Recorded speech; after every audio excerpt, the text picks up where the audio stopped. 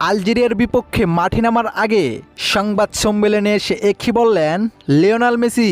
মুহূর্তেই ভাইরাল পুরো ভিডিও।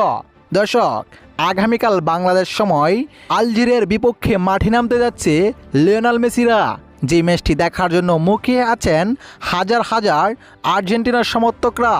এদিকে আলজেরিয়ার বিপক্ষে মাঠে নামার আগে ভক্ত সমর্থকদের উদ্দেশ্যে সংবাদ সম্মেলনে এসে লিওনেল মেসি বলেন, আগামীকালকের ম্যাচটি আমরা অবশ্যই জেতার চেষ্টা করব এবং তাদেরকে হারাবো।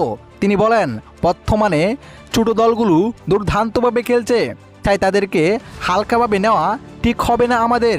আমি শুরু থেকেই খেলবো সব কিছু ঠিকঠাক থাকলে এবং আলজেরিয়াকে বিশাল ব্যবধানে হারিয়ে পরবর্তী সময়ের জন্য এগিয়ে থাকবো আমরা। শুধু সময়ের অপেক্ষা। তো প্রিয় দর্শক, আগামীকালকের ম্যাচটি কে জিততে যাচ্ছে, আর্জেন্টিনা নাকি আলজেরিয়া? আর যদি আর্জেন্টিনা জিতে কয় গোলে জিততে পারে আপনার মতে? কমেন্ট করে আপনার মতামতটি জানিয়ে দিবেন। ধন্যবাদ।